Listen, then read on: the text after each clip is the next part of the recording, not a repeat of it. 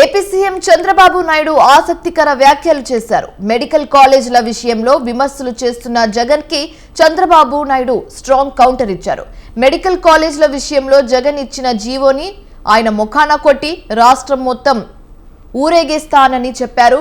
బాబాయ్ హత్యలాగా ప్రతిదీ తమ మీద వేస్తామంటూ పిచ్చి పిచ్చి వేషాలు వేస్తే చూస్తూ ఊరుకోమని హెచ్చరించారు.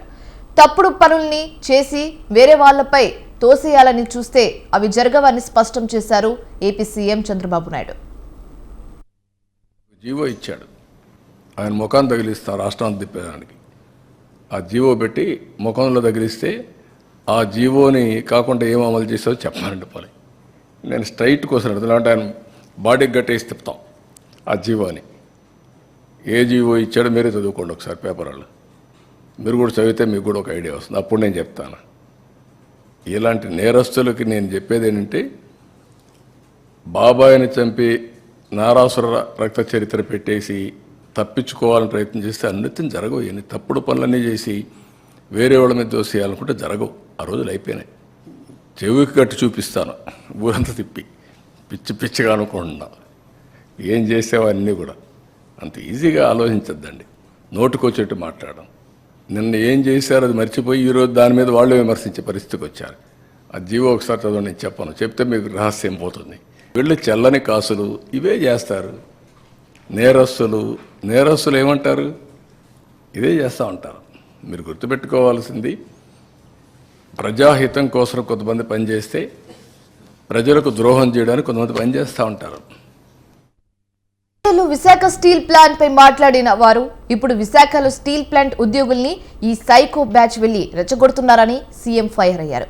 విశాఖ ఉక్కు ఆంధ్రుల హక్కు అనే దానిని టీడీపీ కట్టుబడి ఉందని తేల్చి చెప్పారు. ఇంతకు ముందు వాజ్పేయి టైంలో కాపాడింది తామేనని, మళ్లీ ఈసారి కూడా స్టీల్ ప్లాంట్ ని కాపాడేది తమనేనని చెప్పారు.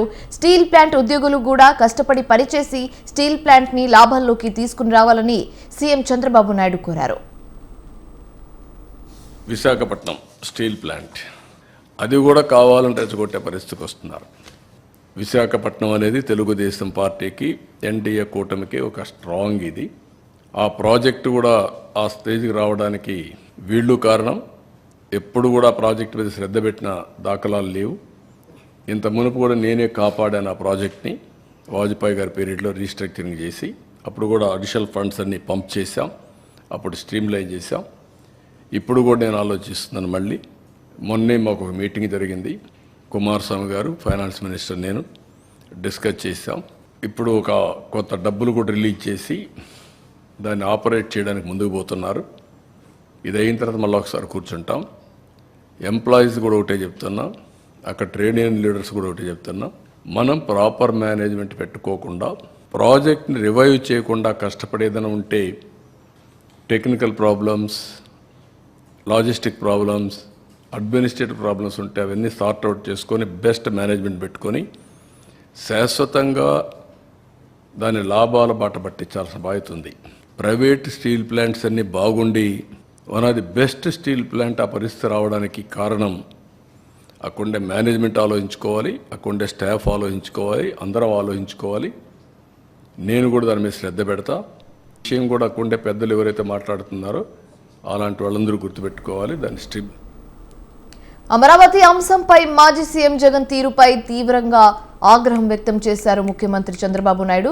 అమరావతిపై ఎన్నేళ్లు విషం చిమ్ముతావు అంటూ ప్రశ్నించారు. బెంగళూరు, ముంబై, హైదరాబాద్ ను కూడా మార్చేయి అని అన్నారు. ఇన్నాళ్ళు మర్యాదగా చెప్పా, ఇక నీకు మర్యాద ఇచ్చేది కూడా ఉండదని వార్నింగ్ ఇచ్చారు. రాజకీయాల కోసం విషం కక్కుతారా అంటూ నిప్పులు చెరిగారు. ఇంటి మీద నీళ్ళు వస్తాయని ఆకాశంలో పోతాను. ఇంటికి నీళ్లు రాకుండా చూసుకోవాలి. ఊరికే మర్యాద చెప్తే మర్యాద కూడా లేదు వీళ్ళకు. మర్యాద తెలుసుకునేది నేర్చుకోవాలి. ఇంకొకసారి మాట్లాడితే ఆ నాలుకలు తాళాలు వేయాల్సి వస్తుంది. వాట్ నాన్ సెన్స్, ఏంటి తమాషగా ఉంది. ఇన్నింటి వాస్తవాలు లెక్క పెట్టుకుంటూ రాజకీయం కోసం అసహ్యమైన రాజకీయాలు చేస్తారా మీరు? కక్కుర్తి రాజకీయాలు పడతారా మీరు? మాట్లాడేవాళ్ళు లేరని మీ ఇష్ట ప్రకారం మాట్లాడతారా? విషం కక్కుతారా? ఎందుకంటే విషం కక్కడం? విశాఖపట్నం ఉదూదేమైంది? నేను పులివెందుల్లో పెడితే ఏమవుతుంది? తిరుపతికి ఫ్లడ్ రాలేదా? ఏ సిటీ సేఫ్?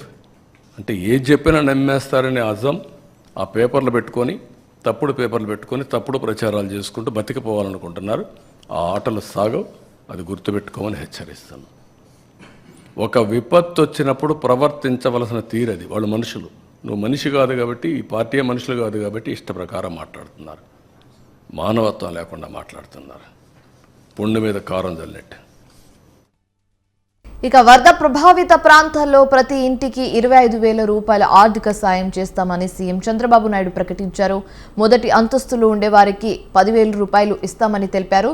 ఇళ్లలో నీళ్లు వచ్చి బాధితులకు 10,000 రూపాయలు ఇస్తామని చెప్పారు. చిరు వ్యాపారులకు 25,000 రూపాయలు ఇస్తామని, నష్టపోయిన ఎంఎస్ఎంఈలకు ఆర్థిక సాయం అందిస్తామని చంద్రబాబు నాయుడు పేర్కొన్నారు. Farm desiltation restoration repairs 18,000 per hectare. సెరికల్చర్కి 6,000 రూపాయలు. ఇది కూడా నాకు ఆర్డర్ వేసిన దాంట్లో నేను మర్చిపోయాను, ఇది కూడా కరెక్ట్ కాదు. దీనికి కూడా దాంట్లో వస్తుంది, నేను అక్కడ మాట్లాడతాను. లైవ్ స్టాక్ కౌస్ అండ్ బఫెలోస్కి 50,000, బుల్లెక్స్ 40,000, లైవ్ స్టాక్ కాఫ్స్ 25,000.